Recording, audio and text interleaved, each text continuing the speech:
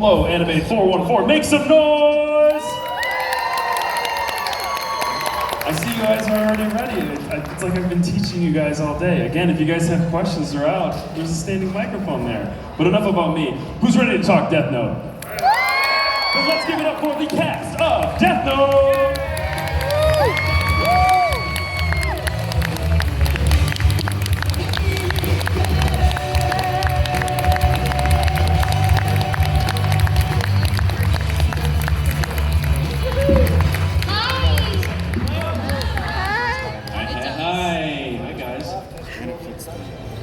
Starting with, hi, my name is Brad Swale.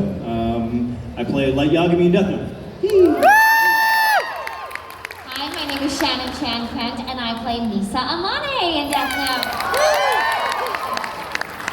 Hello, my name is Brian Drummond, and I'm the voice of the Shinigami Ryuk. That is so fucking Hey, my name is Alessandro Giuliani. This is my normal speaking voice, but when I play the voice, I'm also the voice of L. And when I voice L,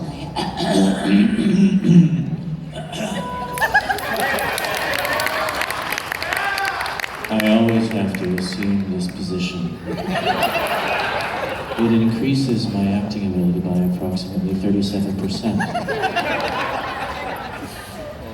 Thank you. Thank you very much. Let's just jump into it. We've got tons of questions ready to go. Brent, are you ready to get us kicked I off? am ready to go. Go ahead, brother. My name is Brent. Cast of Deathnote. Wow. Almost 2 decades later, I just keep reflecting. What an influence that this show has been. Question for Brian, Mr. Ryuk. Yes, fire away. In the perspective of what you did in these 36 episodes, what could have been different if you were in the other position of Light Yagami? If I was cast as Light, or are you asking me?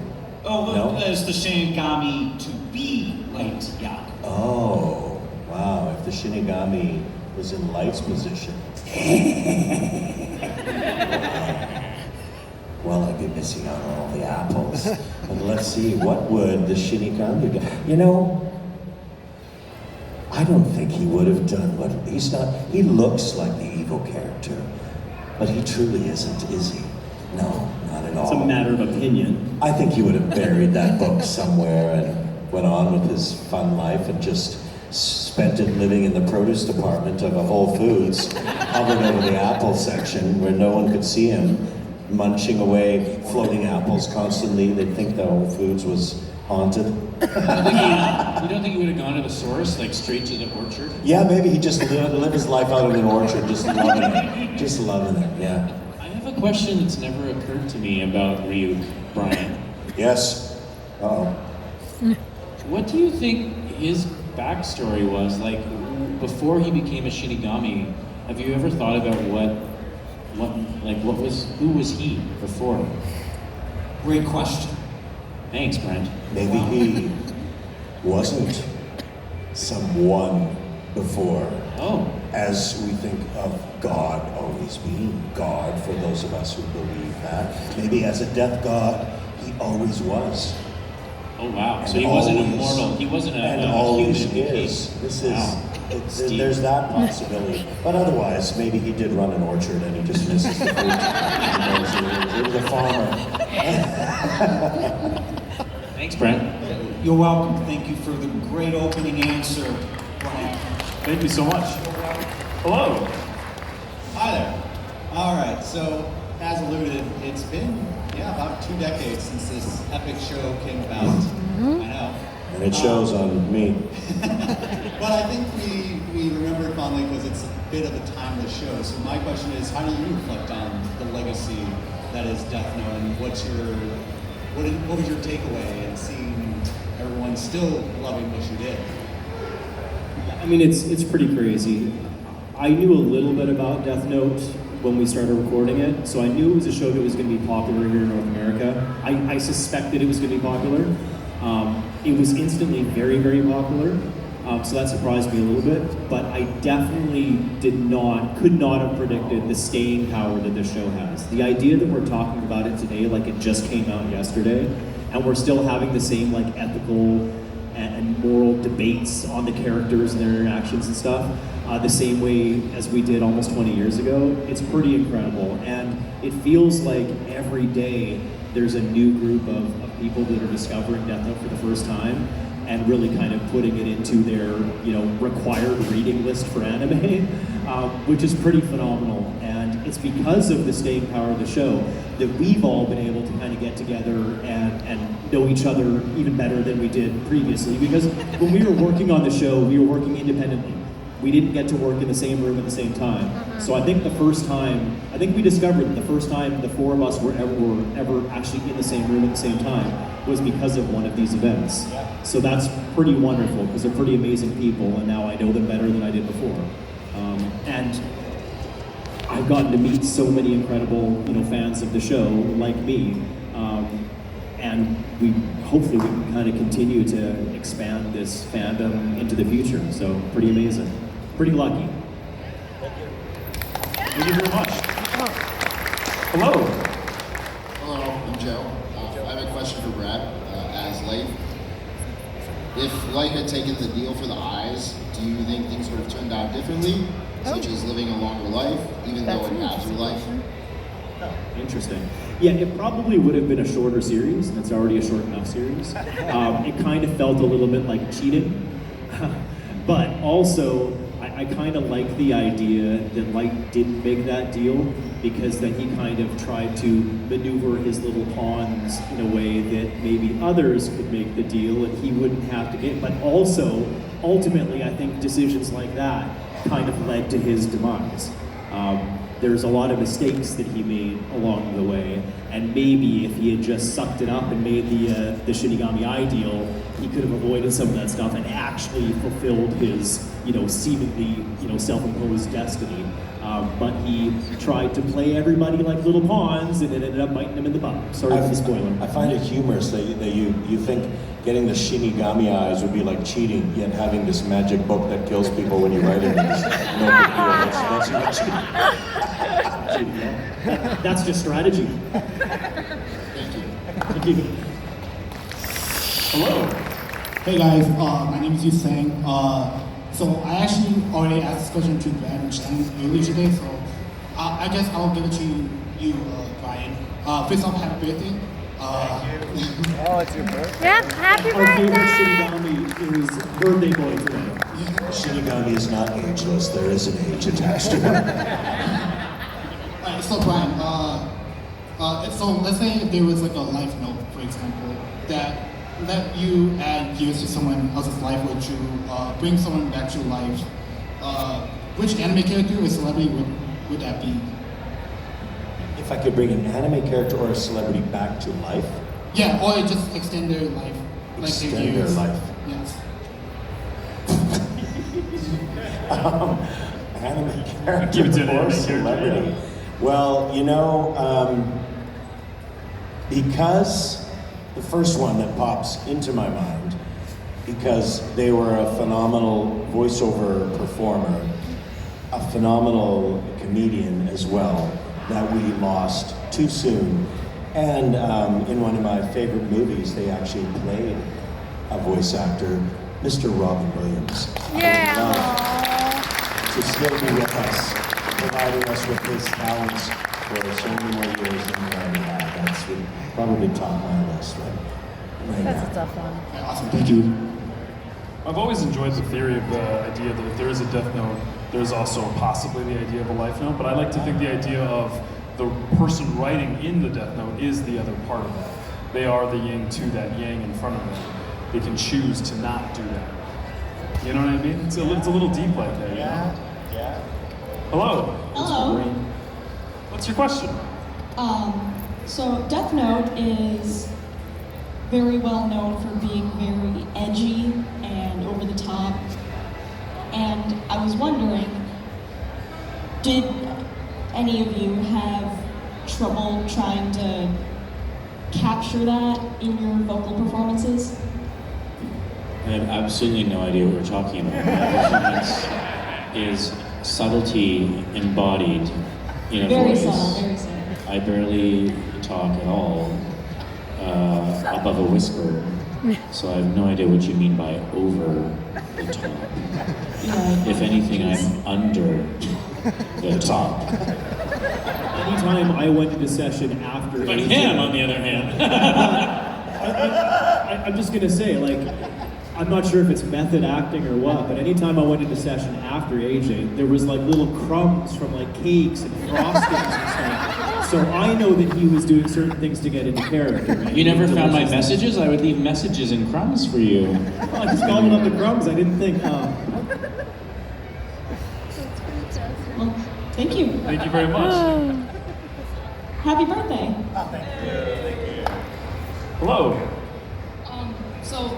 The idea of Deathnote is kind of morally ambiguous. This question for everyone. Do you think Light Yagami was correct in his methods? Because if you look at the numbers, like technically killing specific people saves more people in the end. So. Yeah, guys, what do you think of that?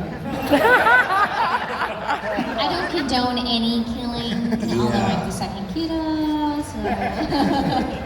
Well, when you say morally ambiguous, you can say that him disposing of some people may have saved other people, but there's no real way to prove those numbers, the lives that were saved, technically.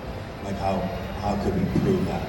You could say, well, I killed this murderer in case they murdered again, but they might not have.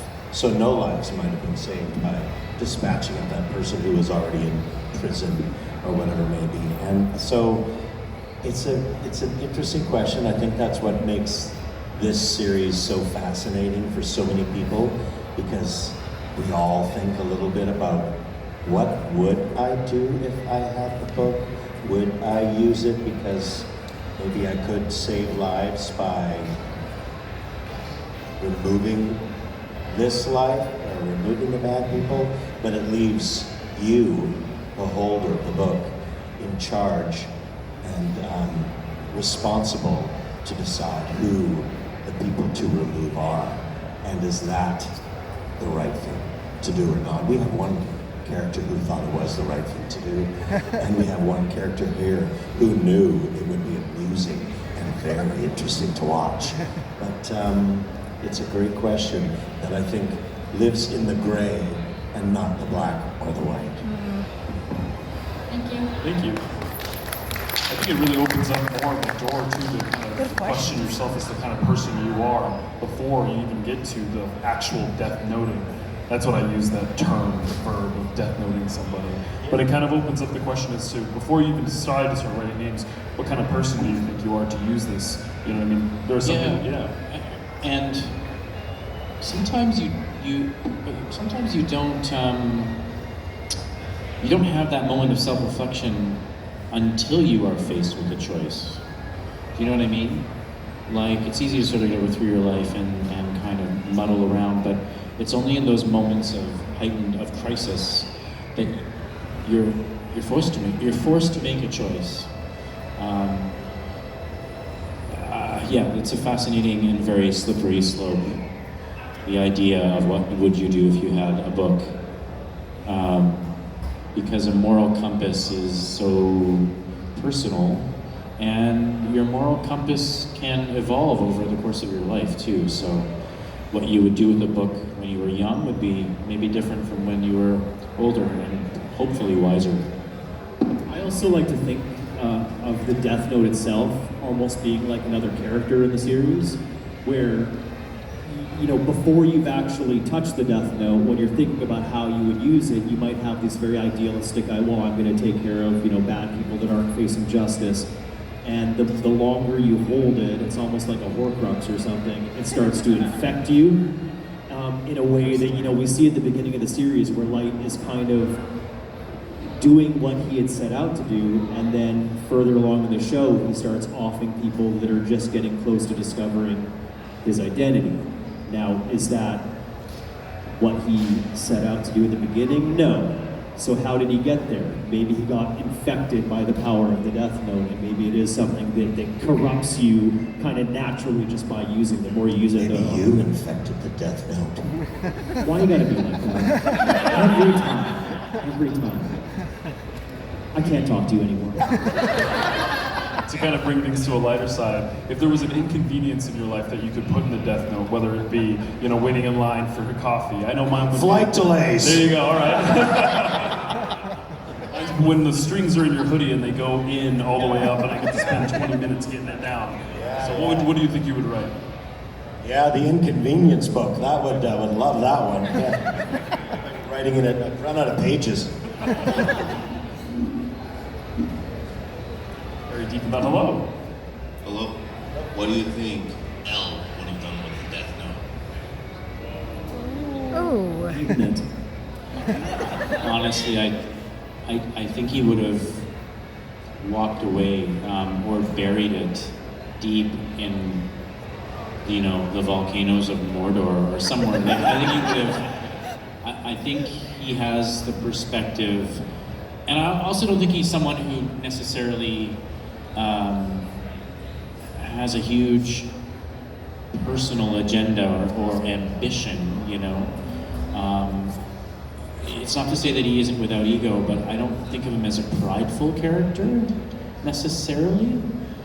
So I don't think he would have fallen into the same trap. I like to think that he wouldn't have fallen into the same trap as Light, but who knows?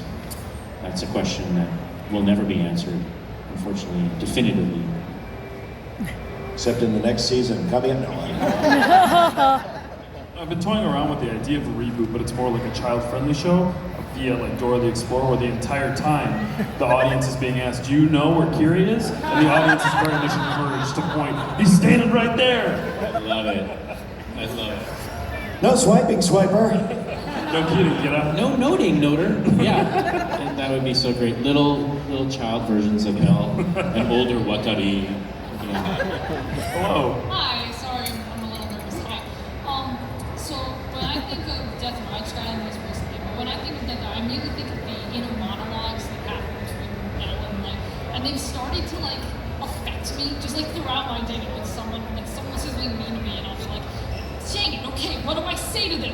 In my head, and I'll picture Light's voice or L's response throughout the day. So my question is do you ever hear your characters' voices in your head throughout the day? Just when you do something, does that come to mind? And as a connection to that, do you ever do your character's voice just in your daily life? Did that ever come out? There are so many voices living in my head as it is. I don't think Light can't share the spotlight very often because there's so much clutter in there right now. But yeah, I mean, and this isn't necessarily specifically for Death Note, but just since I've started kind of working on and watching more anime, I've definitely had that style of animation and storytelling find its way into my world. And yes, if you ever catch me kind of just it's usually an inner monologue that has, freeze frames of serious battles going on and all that kind of stuff. So yeah, I've been affected or infected by Dragon Ball Z, Akira, Death Note, Gundam, all those types of things. And they've kind of seeped into my real world for sure. But I try not to start barking about perfect victories to cashiers in a coffee shop or anything. That's a bit weird, and technically it's assault. Hello. Hello there. My name is Robert. Hey Brad, what's up? Happy birthday, Ryuk. This question is for Brad, but if any of you want to jump in, feel free to. Recently, The Simpsons did a parody of the Death Note. Oh, yeah. And I was just curious if any of you had caught that, and if you did, what did you all think of it? Oh, did they? Awesome. Yeah. Oh, yeah. No, of course. Yeah. I've been a really Simpsons good. fan for ages, right? Thank you. So when they came out with that, one of the things that really struck me is not only is Death Note now officially in Simpsons lore as part of their, Treehouse of Horrors campaign, which has been going on for decades. Mm-hmm. But the idea that it took, I think it was probably 2 or 3 years ago when it came out, so far after we had recorded the series, that is a testament to the staying power of the show.